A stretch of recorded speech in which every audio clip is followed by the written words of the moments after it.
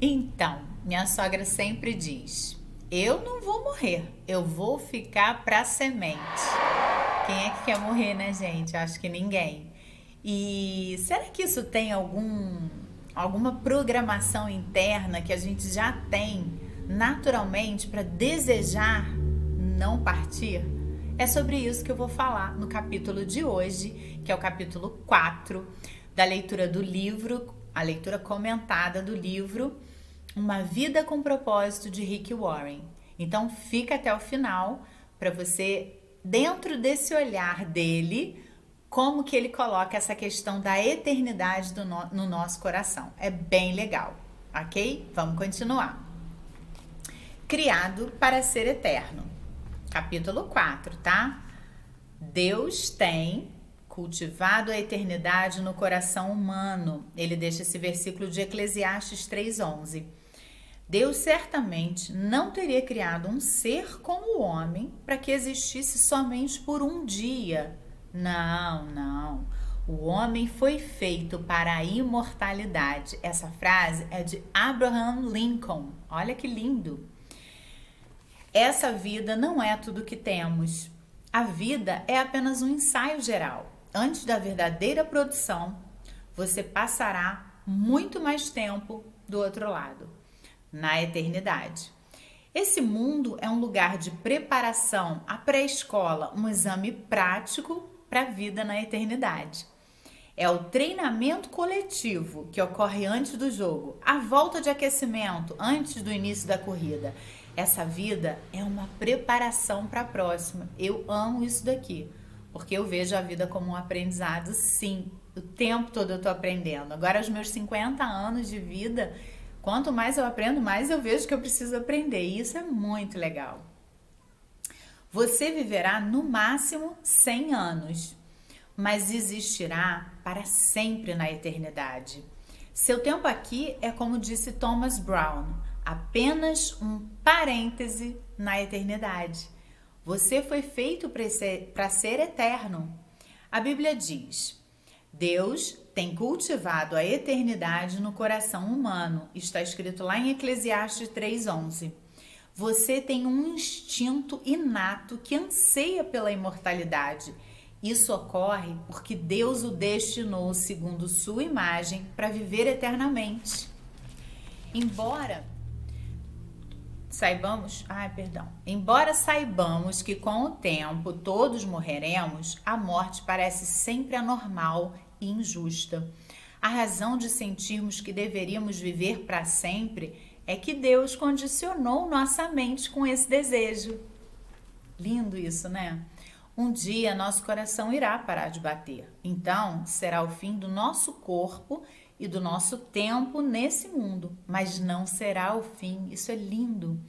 O corpo terreno é apenas uma residência temporária do espírito.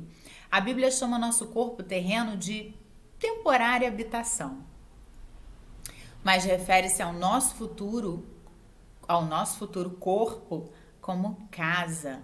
A Bíblia diz: de fato, nós sabemos que quando for destruída este corpo, essa barraca que vivemos, que é o nosso corpo aqui na terra, Deus nos dará para morarmos nela uma casa no céu. Essa casa não foi feita por mãos humanas, foi Deus quem a fez e ela durará para sempre. 2 Coríntios 5:1.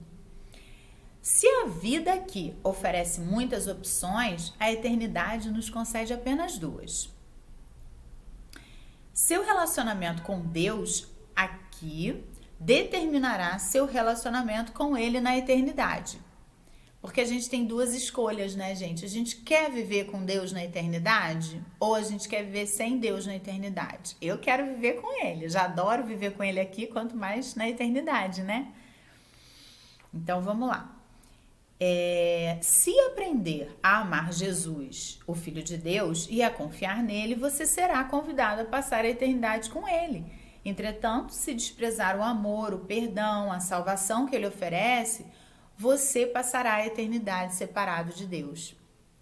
C.S. Lewis, que é um grande escritor, disse: existem apenas dois tipos de pessoas: as que dizem a Deus, seja feita a tua vontade, e aquelas a quem Deus diz, seja feita a tua vontade. Ai, não quero que ele faça a minha não, gente, eu sou muito falha para isso, meu pai. Tragicamente, muitos terão de suportar a eternidade sem Deus, pois escolheram viver sem Ele neste mundo.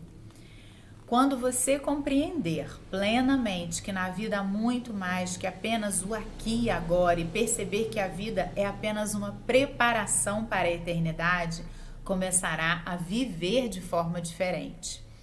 Passará a viver à luz da eternidade e a lidar com cada relacionamento, tarefa ou circunstância de uma nova perspectiva. O marido, os filhos, o trabalho, a casa, o corpo, a beleza, tudo que a gente faz, né? A gente começa a ver que tem uma preparação para eu morar com o pai, para voltar para casa. Eu sempre falo para as pessoas que a morte para mim é voltar para casa. Eu vim de Deus e agora eu vou voltar para Ele. Ele me deu um tempo aqui para viver com as pessoas que eu vivo, fazer as coisas que eu faço com amor, com um objetivo maior, e depois eu volto para a casa dele, volto para minha casa, volto para sua casa, ok? Esse foi meu comentário, né?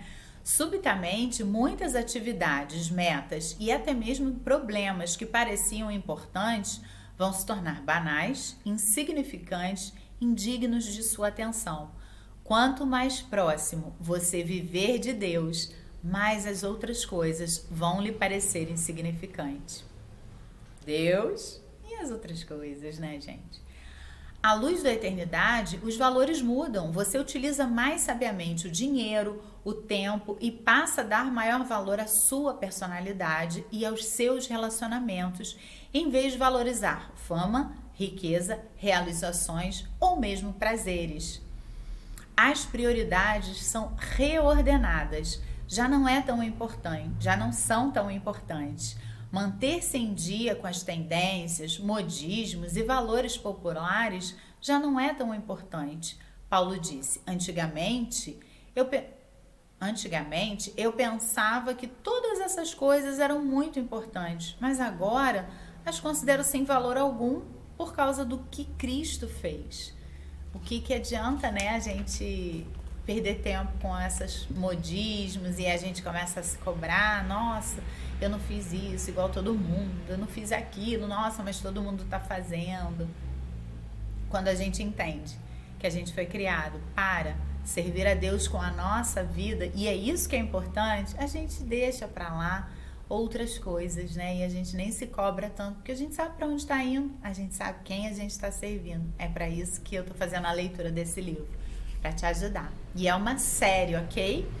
Então, comenta aqui embaixo o que você acha dessa série para ajudar as pessoas a entenderem qual é o seu propósito, para ajudar as pessoas, ajudar você a descobrir e ter uma vida mais leve aqui nessa terra. Deixa aqui embaixo para mim, nos comentários, por favor, me ajuda a entender melhor o que você tem sentido, ok? Se todo o seu tempo aqui fosse para ser dedicado unicamente a esta vida, eu sugeriria que começasse a viver agora mesmo. Você poderia deixar de ser bom ou ético e não teria de se preocupar com as consequências das suas ações. Poderia dedicar-se a uma existência inteiramente egocêntrica, pois seus atos não teriam implicações a longo prazo. Mas isto faz toda a diferença. A morte não é o fim. Ela é tão somente a transição para a eternidade. Por isso, existem consequências eternas para tudo que você faz aqui. Cada ato de nossa vida faz soar um acordo na eternidade. O aspecto mais prejudicial da vida contemporânea é o raciocínio no curto prazo. Para tirar o máximo da vida, você deve ter sempre em mente a visão da eternidade e no coração o valor que ela representa. Há muito mais na vida que apenas o aqui e agora. O que vemos hoje é apenas a ponta do iceberg. A eternidade é tudo o que você não vê sob a superfície. Como será a eternidade com Deus? Francamente, nosso cérebro não é capaz de compreender a maravilha e a grandiosidade do céu. Seria como explicar a internet para uma formiga.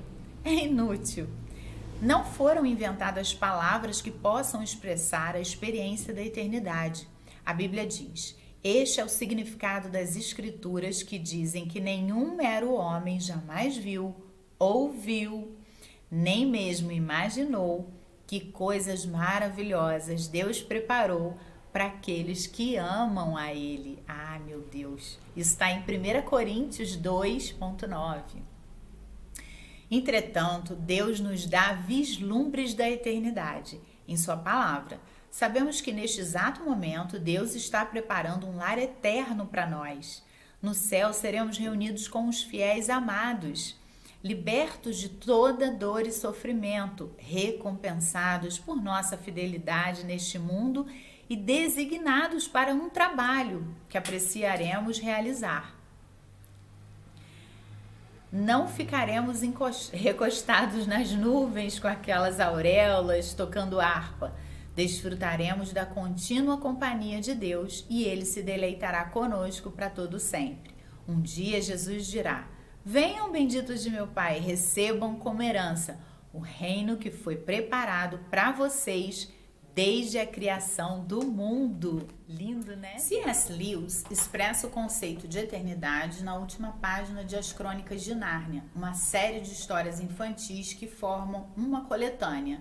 Tem inclusive um filme, tá, gente? Maravilhoso. Eu indico para todo mundo assistir também. Para nós, este é o fim de todas as histórias. Para eles, porém, este foi apenas o começo da verdadeira história. Toda a vida deles neste mundo e todas as suas aventuras haviam sido apenas a capa e a primeira página do livro. Agora, finalmente, estavam começando o capítulo 1 da grande história que ninguém na Terra jamais leu. A história que continua eternamente e na qual cada capítulo é muito melhor do que o outro. Olha que bacana. Estamos falando aqui, ele, né, C.S. Lewis, da eternidade. Deus tem um propósito para a sua vida na Terra, mas que não termina aqui. O plano envolve muito mais que as poucas décadas que você passará neste planeta. E mais. É mais que a oportunidade de toda uma vida. Deus lhe oferece uma oportunidade para além de toda uma vida. A Bíblia diz: o que o Senhor planeja dura para sempre, as suas decisões permanecem eternamente. Salmo 33:11. O único momento em que as pessoas pensam a respeito da eternidade em geral é nas cerimônias de velório, de sepultamento. E mesmo nessas ocasiões, às vezes são pensamentos carregados de algum sentimentalismo e um pouco superficiais, baseados talvez na ignorância. Você pode achar que é mórbido pensar na morte, mas na verdade não é saudável viver negando-a, como se ela não fosse inevitável. Somente um tolo passaria pela vida despreparado para o que todos sabemos que acabará acontecendo. Você deve pensar mais a respeito da eternidade, não menos. E aqui fica o parênteses, não é sobre medo, né? De focar nesse medo. Às vezes as pessoas não falam porque tem medo de falar sobre esse assunto, falar sobre a morte. Mas todos nós sabemos que a morte física, ela é inevitável. Não é verdade? Então, quanto mais a gente conhece um assunto, mais entende melhor esse assunto, mais expande a nossa mente e expande o nosso entendimento a respeito. E uma mente expandida com conhecimento, ela é uma mente que tem menos medo, porque ela, na hora que o medo vem, ela logo racionaliza a questão. Quando um sentimento de medo vem, ela racionaliza a questão e pensa: não, eu não preciso ter medo mais, porque eu sei que eu sou eterna, eu sei que é uma passagem, eu sei que o meu Criador tem coisas maravilhosas para mim. E aí o medo perde o espaço, perde a força. Assim como os 9 meses que você passou no útero da sua mãe não tinham um fim em si, mas consistiam numa preparação para a vida, também a vida é uma preparação para o que vem a seguir. Se você mantém um relacionamento com Deus por meio de Jesus Cristo, não é preciso temer a morte. Ela é a porta para a eternidade. Será o último momento do seu tempo neste mundo, mas não será o fim. Em vez de ser o fim da vida, será o nascimento da vida eterna. A Bíblia diz: esse mundo não é a nossa pátria, nós estamos aguardando a nossa pátria eterna. Olha que legal essa analogia, né? A gente fica no útero protegidinho da nossa mãe para se preparar para a vida na terra, vida física. E a gente fica na vida física na terra para se preparar para a vida eterna com o nosso Pai Criador. Lindo, né? Em comparação com a eternidade, nosso tempo aqui não passa de um piscar de olhos, mas as consequências durarão para sempre. As obras desta vida definem o destino da que está por vir. Devemos compreender que cada instante que gastamos neste corpo terreno é tempo gasto longe do nosso lar eterno no céu com Cristo. Há alguns anos, uma frase popular encoraja as pessoas a viver cada dia como o primeiro dia do resto de sua vida. E, na verdade, seria mais sábio dizer para viver cada dia como se fosse o último. Matthew Henry, em um comentário de toda a Bíblia, diz: é necessário que o assunto de cada dia seja preparar-se para o nosso último dia. É uma visão de que a nossa vida aqui tem uma missão, né? De que a nossa vida tem um propósito e que a gente está caminhando na jornada para reencontrar com o Pai. Eu sempre falo isso. Quando alguém morre para mim, e olha que eu já perdi pai, já perdi mãe e já perdi irmão, além de amigos próximos.